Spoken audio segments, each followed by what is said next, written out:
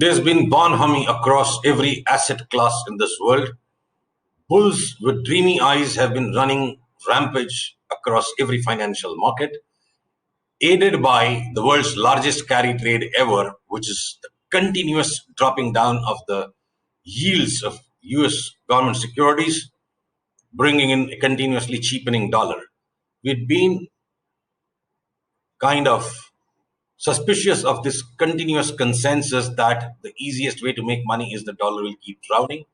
And now, closer home, this bonhomie from across Dalal Street to the Mint Street has some clear cut evidence that it's time to wake up and smell the coffee. This is the dollar rupee chart, the daily candlesticks. Today's very large gap up is a continuous runaway gap, which comes to confirm the highly suspicious reversal gap or an island reversal candle that got formed 2 days ago. This immediate downtrend, the latest downtrend has been violated today, and there's thumping evidence on the table that the bulls on Mint Street clearly need to smell coffee now.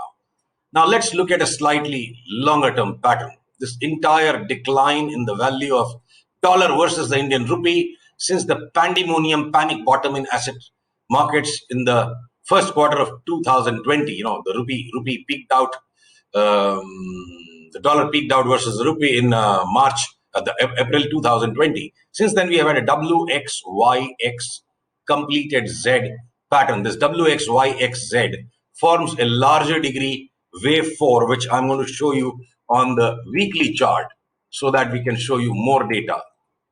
This WXYXZ forms the wave 4 only of an incompleted wave 5 yet. So 1, 2, 3 and a 4 has happened. I'm comfortable to imagine as of now a move that can go as far as 78.5 with this breakout. But even if this turns out to be an aggressive anticipation, the bare minimum rebound I would expect to go to about 75.05. But looking at these longer term patterns, for the sake of conservatism, I recommend a trade going to 75 now. And by the time we reach there, there will be enough patterns within this rise on the value of dollar for which we will be able to come back and confirm should the trade be expanded for an anticipation greater than 78. Now, two quick things. Correlation, like every other thing from the school of intelligence, comes with its own costs. We need to overcome the cost of being, the perils of being merely intelligent have to be overcome by gaining some wisdom.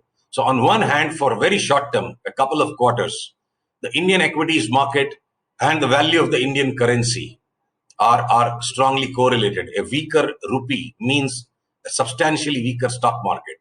But in the long run, a weaker rupee and a strong stock market have been the reality for the last 50 years. So for the next couple of quarters, the ebullience, the ecstasy from Mint Street having vanished, it's going to hit Dalal Street now hard. That's an advance indicator for me. At the same hand, by the time again rupee is at a new low, it might be time, maybe at 11,800 Nifty, or who knows, at 9,000 Nifty, there may be again a chance to go back and buy for Nifty to again come back to, far substantially higher highs than we've seen lately. So we'll come back and update to you as and when either side evidence unfolds.